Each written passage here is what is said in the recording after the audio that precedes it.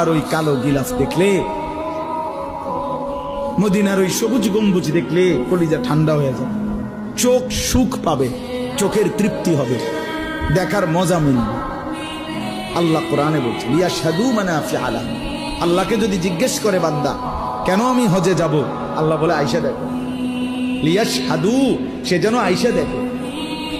আইসো বান্দা, আসো না আমার ঘরে, আসো, আমি দেখাবো কুদরতের কি পরিমাণ নিদর্শন।